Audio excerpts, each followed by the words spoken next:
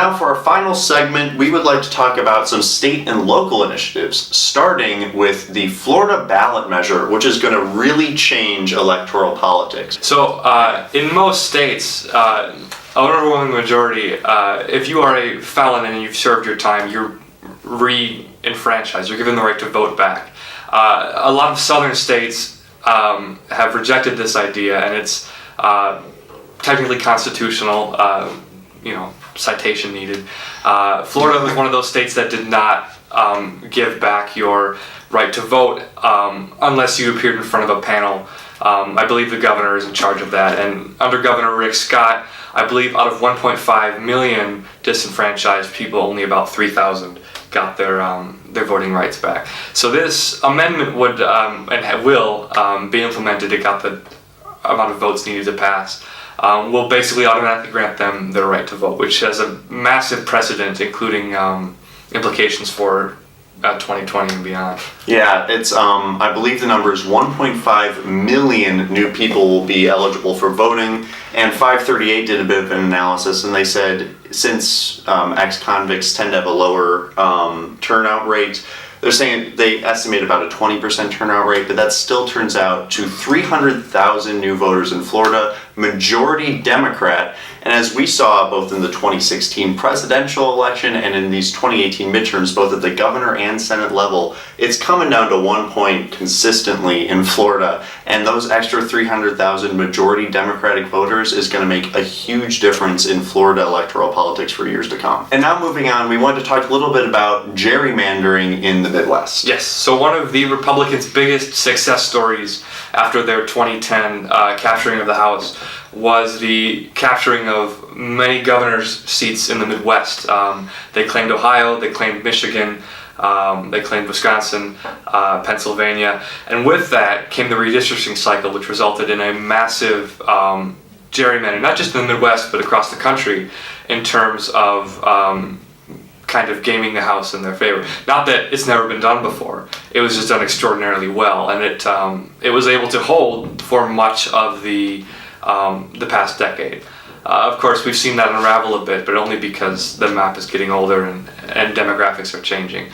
But Democrats have been partially successful in able to combat this. Last night they took Michigan back, which is gerrymandered.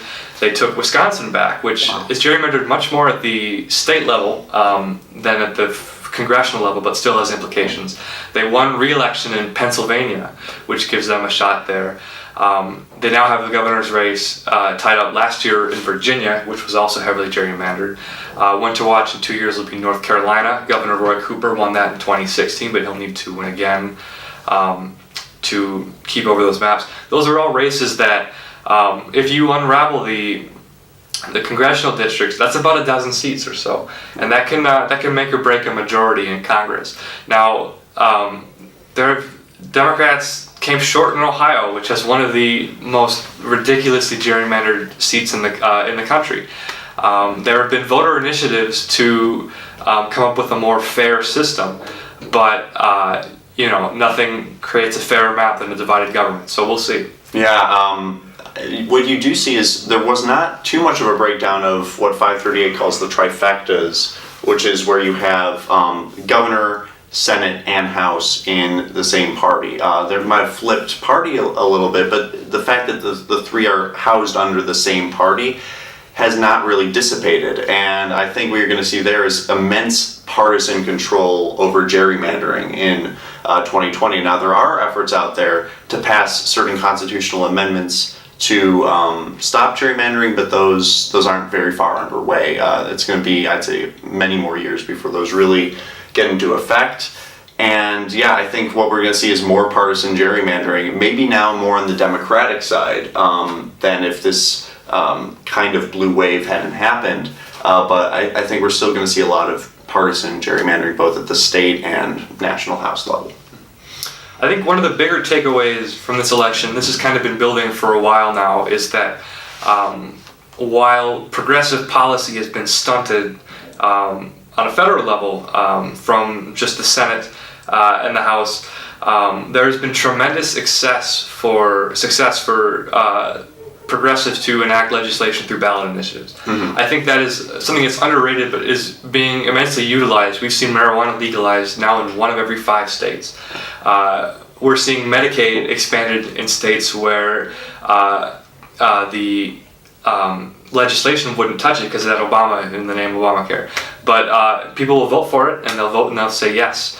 Now we've seen things like the redistricting reform going through and passing. Minimum wage passes at the state level, even in red states, much more than it does by expecting Congress to do it itself.